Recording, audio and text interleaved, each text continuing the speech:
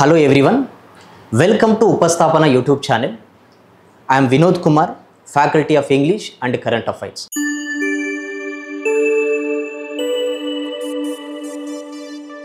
So ఈ వీడియోలో IBPS PO preliminary ఎగ్జామ్లో ప్రీవియస్ ఇయర్స్లో వచ్చిన ఒక షిఫ్ట్లో వచ్చిన క్లోజ్ టెస్ట్ను ఎక్స్ప్లెయిన్ చేస్తాను. సో క్లోజ్ టెస్ట్ అనేది it plays a very significant role in banking and SSC examinations. Okay, so ఒకసారి అసలు క్లోజ్ టెస్ట్ అంటే ఏంటి, అసలు ఎన్ని మార్క్స్ వచ్చే ఛాన్సెస్ ఉంటాయి, ఆ డీటెయిల్స్ ఒకసారి చూడండి. సో ఇక్కడ fill in the blank questions జనరల్గా తెలుసు. Okay, so fill in the blanks questions ఏంటండి, సో జనరల్గా ఒక సెంటెన్స్ ఇస్తాడు, బ్లాంక్ ఇస్తాడు, మళ్ళీ సెంటెన్స్ ఇస్తారు. ఓకే, ఈ బ్లాంక్ బిగినింగ్లో ఉండొచ్చు, ఎండింగ్లో ఉండొచ్చు, మిడ్లో ఉండొచ్చు. సో ఇక్కడ ఏంటండి, ఇక్కడ 5 ఆప్షన్స్ మనకి ఇస్తారు. సో 5 ఆప్షన్స్లో ఏదో ఒక వర్డ్ ఇక్కడ సెట్ అవుతుంది, అంతే కదా. సో ఏదో ఒక వర్డ్ ఇక్కడ సెట్ అవుతుంది. ఇదేంటండి, fill in the blank questions. కానీ ఇక్కడ క్లోజ్ టెస్ట్ అంటే ఏంటి అని అంటే మనకి ఒక ప్యాసేజ్ ఇస్తారు.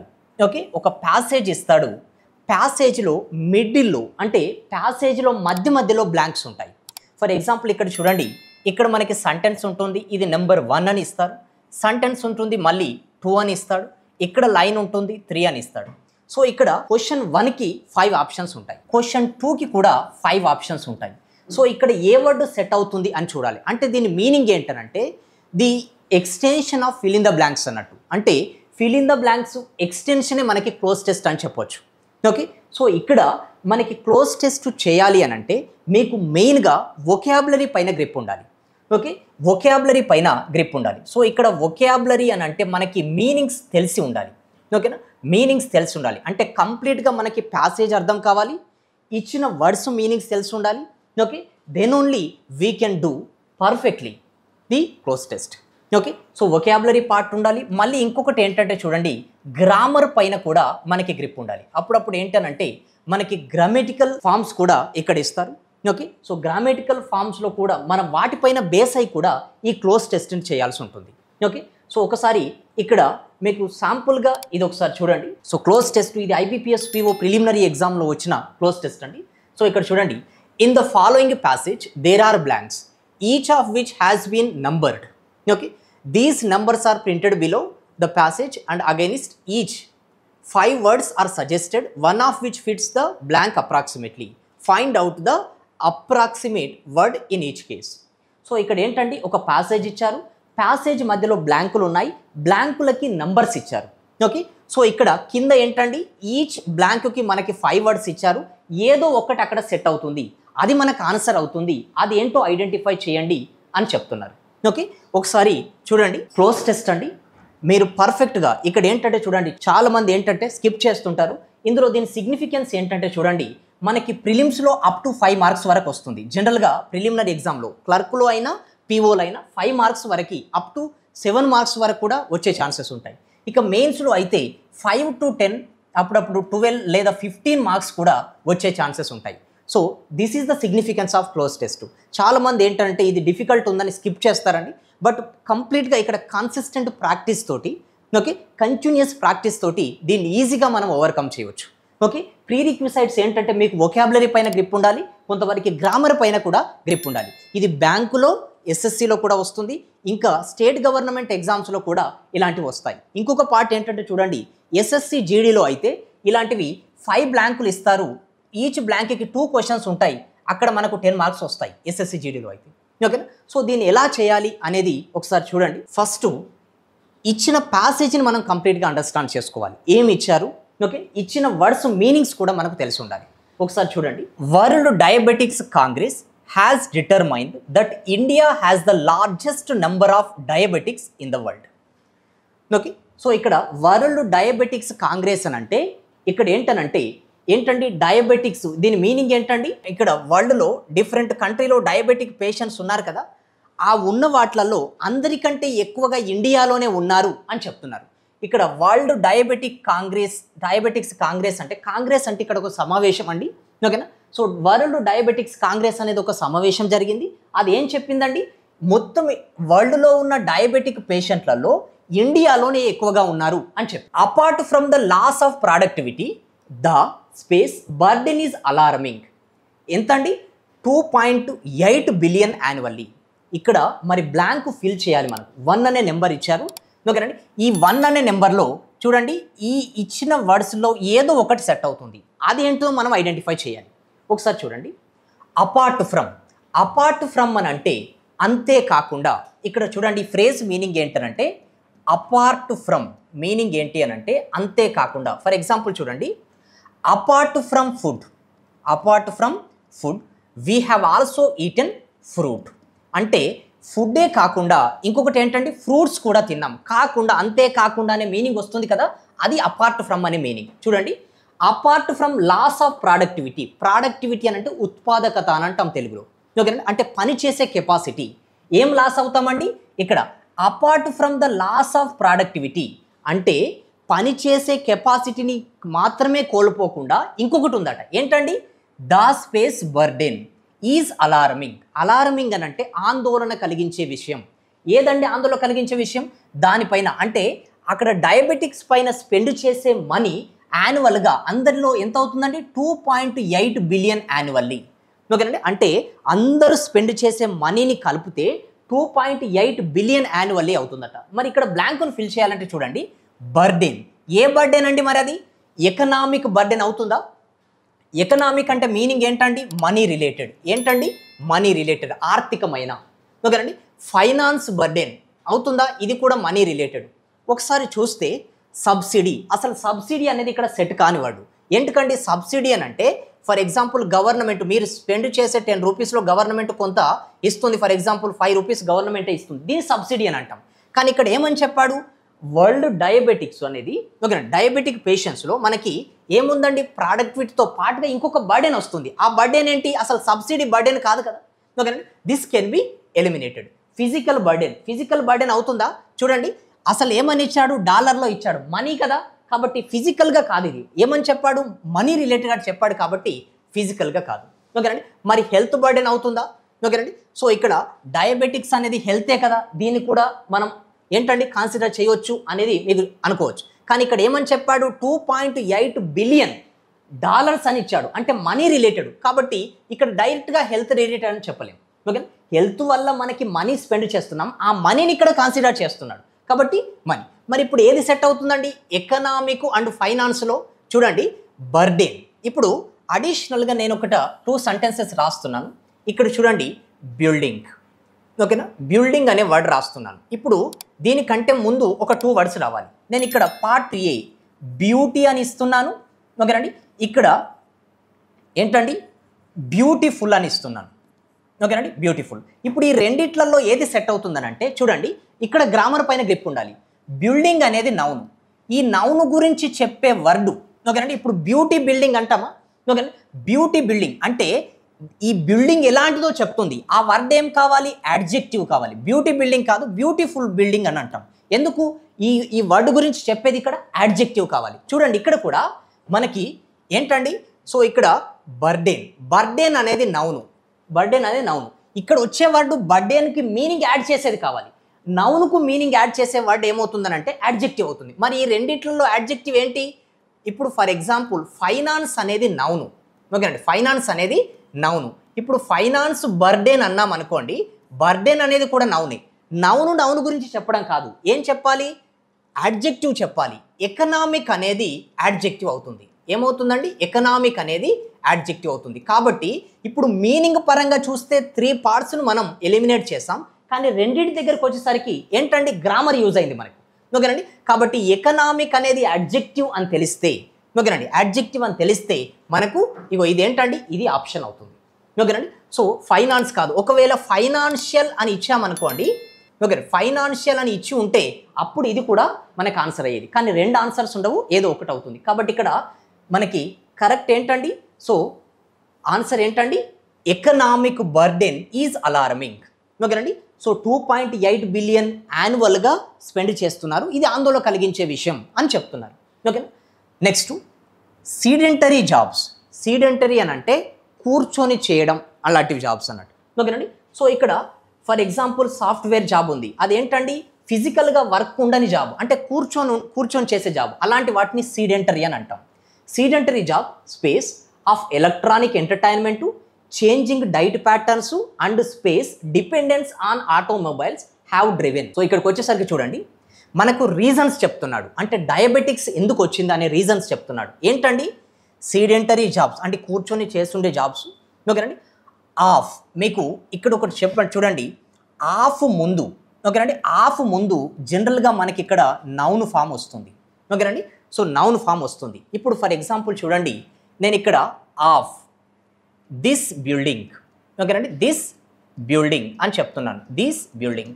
సో ఇంతకుముందు వర్డ్గా మనం ఇప్పుడు ఫర్ ఎగ్జాంపుల్ బ్యూటీ, ఓకేనండి, బ్యూటిఫుల్, ఓకే, బ్యూటిఫుల్. సో ఇక్కడ ఆఫ్ ముందు ఏం రావాలండి? బ్యూటీ అనేది నౌను, బ్యూటిఫుల్ అనేది adjective. Beautiful of this building కాదు, బ్యూటీ ఆఫ్ దిస్ బిల్డింగ్ అనేది కరెక్ట్. ఓకేనండి. నౌన్ ఫామ్ ఇక్కడ రావాలి. సో ఇక్కడ చూడండి, మనకి ఆఫ్ వచ్చింది కదా, ఆఫ్ ముందు ఏం రావాలి? నౌన్ రావాలి. ఇందులో ఇచ్చిన వాటిల్లో చూడండి, broadcast of electronic, broadcast of electronic entertainment, changing patterns, changing diet patterns. So broadcast ప్రసారం చేయడం అనేది ఇక్కడ మ్యాటర్ కాదండి. So this can be eliminated. Spread of electronic, చూడండి, ప్రివలెంట్ అనేది, ఓకేనా, ప్రివలెంట్ అనేది ఏంటి అని అంటే ఇక్కడ ప్రివలెంట్ అనేది యాడ్జెక్టివ్ ఫామ్ అవుతుంది. ప్రివలెంట్ అని అంటే వ్యాప్తి చెందడం. ఎక్స్పాండ్ అనేది వర్బ్ అవుతుంది. ఓకేనండి. ఎక్స్పాండ్ అనేది వర్బ్ అవుతుంది. మనకు రావాల్సింది ఏంటండి? నౌన్ ఫామ్ రావాలి. వైడ్ స్ప్రెడ్ అనేది adjective. For example wide spread disease అని అంటాం. డిసీజ్ అనేది నౌన్, వైడ్ స్ప్రెడ్ అనేది అడ్జెక్టివ్. సో ఇక్కడ ఏంటండి మనకి this can be eliminated. Spread, ఇక్కడ బ్రాడ్కాస్ట్ అనేది మీనింగ్గా సెట్ కావడం లేదు. బ్రాడ్కాస్ట్ అంటే ప్రసారం చేయడం అనేది. కాబట్టి ఏంటండి? Spread of electronic entertainment, changing diet patterns and space, dependence on automobiles. ఓకేనండి. సో డిపెండెన్స్ అనేది కూడా నౌనే. నౌన్కు ముందు వచ్చేది ఏంటండి? యాడ్జెక్టివ్. మరి ఈ 3 పార్ట్స్లో చూడండి, టోటల్లీ డిపెండెన్స్, టోటల్లీ అనేది యాడ్వర్బ్.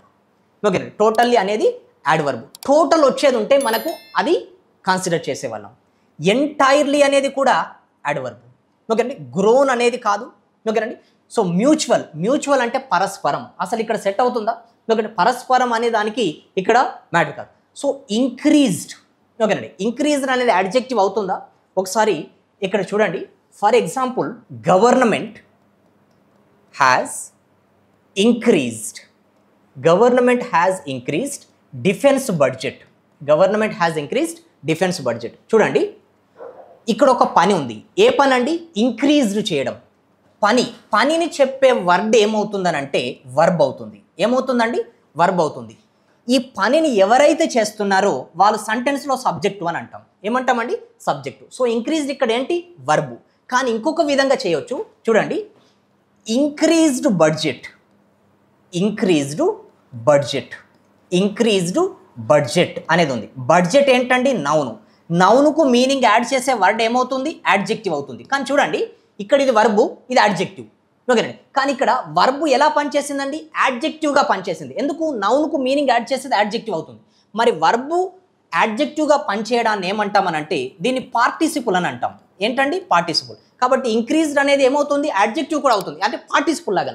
సో ఇంక్రీజ్డ్ డిపెండెన్స్ అనేది ఇక్కడ సెట్ అవుతుంది. ఇంక్రీజ్డ్ డిపెండెన్స్ అనేది సెట్ అవుతుంది. అంటే ఇక్కడ చూడండి, మనకు సీడెంటరీ జాబ్స్ అంటే కూర్చొని చేసే పనులు, ఓకేనండి, ఎలక్ట్రానిక్ స్ప్రెడ్ చేయడం, ఓకేనండి. సో ఇంకొకటి ఏంటండి? కంప్లీట్గా ఆటోమొబైల్స్ పైన డిపెండ్ కావడం. ఆటోమొబైల్స్ అని అంటే చూడండి, ఫర్ ఎగ్జాంపుల్ ఇక్కడ నుంచి ఇక్కడి వరకు నడవాలి పర్సన్, కానీ ఇతనికి ఒక బైక్ ఉంది. ఏం చేస్తారండి? బైక్ పైన వెళ్తారు. అంటే ఈ నడకను తీసేసినట్టే కదా. ఓకేనా? అంటే ఆటోమొబైల్ పైన డిపెండ్ కావడం కూడా ఏంటండి? డయాబెటిక్స్కి లీడ్ అవుతుంది అని చెప్తున్నారు. ఓకేనండి. సో ఏంటండి? మనకి ఇంక్రీజ్డ్ డిపెండెన్స్ ఇవెందుకు సెట్ కావంటే ఇవి యాడ్వర్బులు. మనకు కావాల్సింది ఏంటండి? యాడ్జెక్టివ్ కావాలి. Okay. On automobiles have driven the activity space of Indian lives especially in cities. చూడండి, మోస్ట్ ఆఫ్ ఇండియన్సా, అవుట్ ఆఫ్ ఇండియన్సా, ఫ్రమ్ ఆఫ్ ఉండదండి. ఓకేనా? ఇది ప్రెపోజిషన్, ఇది ప్రెపోజిషన్. ఓకేనా? త్రూ ఆఫ్ కూడా ఉండదు, అవుట్ సైడ్ ఆఫ్ ఉండదు. ఓకేనండి. సో ఇక్కడ ఈ రెండింటి మధ్యలో ఏంటంటే చూడండి, మోస్ట్ ఆఫ్ ఇండియన్సా. ఓకేనా? యాక్టివిటీ అని అంటే పని, యాక్టివిటీ అంటే పని. ఇప్పుడు ఈ పర్సన్ ఇక్కడ నుంచి ఇక్కడికి నడవాలండి. ఆటోమొబైల్ ఉండడం వల్ల ఏమైంది అంటే, ఒక బైక్ ఉండడం వల్ల ఏమైంది, ఆ పనిని తీసేసింది. ఓకేనా? అంటే నడకను తీసేసింది. కాబట్టి ఏంటండి? అవుట్ ఆఫ్, మోస్ట్ ఆఫ్ కాదు, ఇక్కడ ఏంటండి? Out of Indians lives especially in cities. అంటే ఇక్కడ మోటార్ సైకిళ్ళ పైన ఆటోమొబైల్స్ పైన ఎక్కువగా డిపెండ్ కావడం వల్ల ఏమవుతుందండి, పని అనేది తగ్గుతుంది. పని అనేది తగ్గిపోవడం వల్ల ఏమవుతుందండి, డయాబెటిక్స్ అనేది లీడ్ అవుతుంది అనేది ఇగో ఇక్కడ చెప్తున్నారు. చూడండి, ఇదంతా కూడా మనం గ్రామర్ అండ్ వొకాబులరీ రెండు కంబైన్ చేయడం వల్ల ఓకేనండి మనకి ఇది పర్ఫెక్ట్గా వస్తుంది. ఓకే, సో నెక్స్ట్ చూడండి, the space is therefore to make people physically. The ఏంటండి, ది అల్టిమేటం. అల్టిమేటం అని అంటే చిట్ట చివరి వార్త అని అంటాం. అసలు దీనికి సంబంధమే లేదు. ఓకేనా, అల్టిమేటం ఓకే, చిట్ట చివరిది అల్టిమేటం ఇష్యూ చేశారు అంటే లాస్ట్ వార్నింగ్ అన్నట్టు. Okay, last warning. అసలు దీనికి ఏమైనా రిలేటెడ్ ఉందా, లేదు. ఓకేనండి, this can be eliminated. The hazard is, hazard అని అంటే ఏంటండి, హజార్డ్ అని అంటే ఆపద అయినా. ఓకేనండి, సో ఇక్కడ డేంజరస్ అలాంటి మీనింగ్స్ వస్తుంది. ఓకేనండి, సో హెల్త్ హజార్డ్ అని అంటారు. సెన్సిటివిటీ ఓకేనండి, సో ఇక్కడ సున్నితమైన అని అంటాం. అసలు ఈ మీనింగ్ ఇక్కడ సెట్ కాదు. ఓకేనండి, సో ఛాలెంజ్. ఓకేనండి, డిస్ప్యూట్ అని అంటే వాగ్వాదం. ఓకేనండి, ఫైటింగు అలాంటివి వస్తాయి.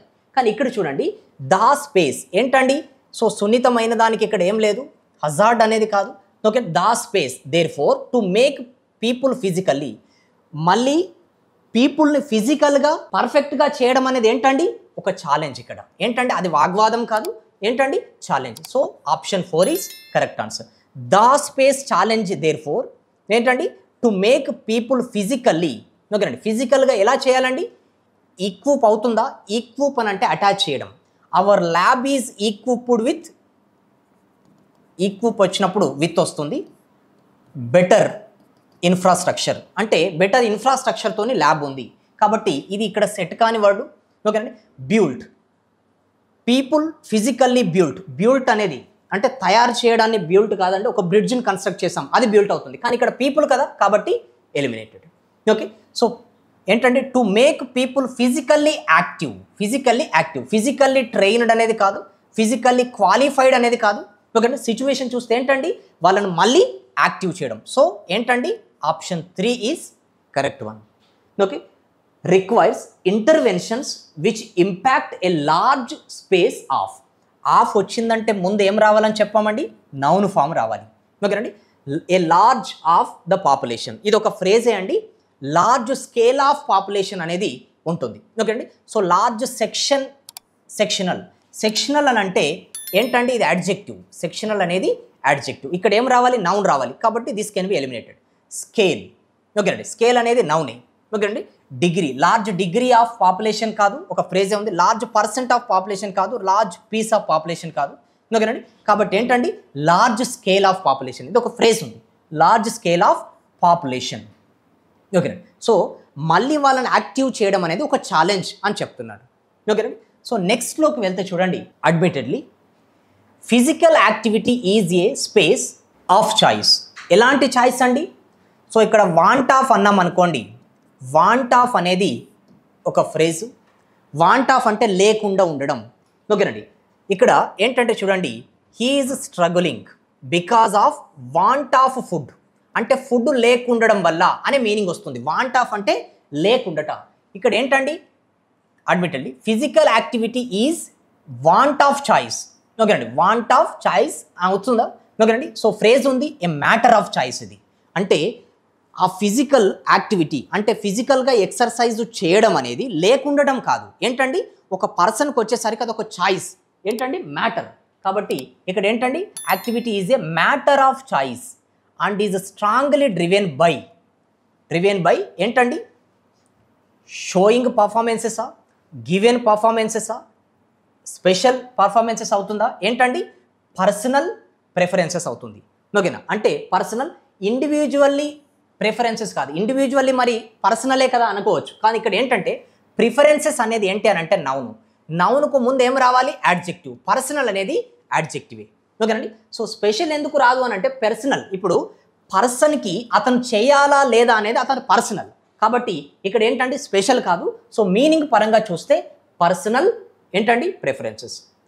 But policy making needs to shift to space moderate levels of physical activity in the daily lives of people. So ఇక్కడ చూడండి, moderate levels of physical activity అంటే గవర్నమెంట్ విధానం అనేది ఏ విధంగా చేయాలండి, ఇక్కడ పర్స్యూట్ ఆఫ్ మోడరేట్ లెవెల్సా, ఇంట్రడ్యూస్ టు వచ్చిన తర్వాత ఏంటనంటే మనకి వర్బ్ రావాలి. ఇది ఇన్ఫినిటివ్ అని అంటాం. పర్స్యూట్ అనేది అడ్జెక్టివ్ అండి. ఇండల్జ్ అనేది వర్బే, కానీ ఇండల్జ్ అంటే బ్యాడ్ యాక్టివిటీస్ చెప్తాం. హీ ఇండల్జ్డ్ ఇన్ డ్రింకింగ్ అంటే ఇన్వాల్వ్ కావడమే, కానీ బ్యాడ్ హ్యాబిట్స్లో డ్రింకింగ్ కావడం. కానీ ఇక్కడ బ్యాడ్ హ్యాబిట్ అనేది కాదు కదా. సో ఇంట్రడ్యూస్ టు అనేది, ఇంట్రడ్యూస్ అనేది వర్బే కాబట్టి ఏంటండి ఇది ఇక్కడ సెట్ అవుతుంది. అంటే policy making needs to shift to introduce moderate levels of physical activity in the daily lives of people. So ఇక్కడ ఆ విధానపరమైన నిర్ణయాలు ఎలా ఉండాలండి, కొంత మోడరేట్ లెవెల్లో ఇంట్రడ్యూస్ చేసినప్పుడు అందరూ అట్రాక్ట్ అయ్యి ఫిజికల్ యాక్టివిటీ చేయడం వల్ల డయాబెటిక్స్ అనేది తగ్గుతుంది అనే మీనింగ్లో ఇది చెప్తున్నాడు. సో ఇక్కడ ఇన్సిస్ట్ అనేది సెట్ కాదు, అట్రాక్ట్ అనేది కూడా సెట్ కాదు. సో ఇక్కడ చూడండి, మీకు ఇది నేను పార్ట్గా చెప్పాను. ఓకే, పార్ట్గా చెప్పాను. ఒకటి పర్ఫెక్ట్గా ఇది మీనింగ్ అర్థం కావాలి. ఇంకొకటి ఏంటనంటే ఇచ్చిన వర్డ్స్ అన్నిటికి కూడా మనకు మీనింగ్ తెలవాలి. ఓకేనండి, ఇచ్చిన వర్డ్స్ అన్నిటికి కూడా మీనింగ్స్ తెలిస్తే we can select the word which appropriately sets in the blank. ఓకేనండి, సో ఇక్కడ చూడండి దీని సిగ్నిఫికెన్స్ ఏంటి అని అంటే, మీరు ఎప్పుడైతే ఎగ్జామ్లోకి వచ్చేటప్పుడు చాలామంది దీన్ని స్కిప్ చేస్తుంటారు, కానీ బిగినింగ్లో దీనిపైన కొంతవరకు నెగిటివ్గా ఇంపాక్ట్ ఉండొచ్చు. బట్ కంటిన్యూస్ ప్రాక్టీస్ వల్ల you can easily overcome the negative thinking. ఓకేనండి, సో క్లోజ్ టెస్ట్ నుంచి చూడండి, ఇది ఈజీ అండి, కొంచెం ప్రాక్టీస్ చేయాలి. ప్రిలిమినరీలో 5 మార్క్స్ వరకు వస్తాయి, మెయిన్స్లో మాత్రం అప్ టు 10 వరకు వస్తాయి. ఓకేనండి, సో దీన్ని అప్పుడప్పుడు ఏంటంటే 2 క్లోజ్ టెస్ట్లు ఇస్తారు మెయిన్స్ ఎగ్జామ్లో. ఓకేనా, సో దానిపైన ఎక్కువ ప్రాక్టీస్ చేస్తే ఇగో ఇలాంటివి ఈజీగా చేయవచ్చండి. సో ఇది మోడరేట్ లెవెల్, ఇది ఈజీ కాదు, అంటే ఈ లెవెల్ అనేది మోడరేట్ లెవెల్లో ఉంది. IBPS PO ప్రిలిమినరీ ఎగ్జామ్లో వచ్చిన క్వశ్చన్ ఇది మోడరేట్ లెవెల్లో ఇచ్చారు. సో ఇలాంటివి ఇంకా కొన్ని క్లోజ్ టెస్ట్లు ముందు వీడియోస్లో ఎక్స్ప్లెయిన్ చేస్తానండి. ఓకేనా, so if you have any doubt with regard to this cloze test or English subject, మీరు కామెంట్స్లో ఏదైనా డౌట్స్ ఉంటే అడగొచ్చండి. ఓకేనా, I will clarify them. So ఒకసారి ఇదంతా కూడా పర్ఫెక్ట్గా 1కి 2 సార్లు ఒకసారి చూడండి. ఓకేనా, ఏదైనా డిఫికల్టీ ఉండేది ఉంటే మీరు కామెంట్ సెక్షన్లో మీరు అడగొచ్చు. Okay, thank you.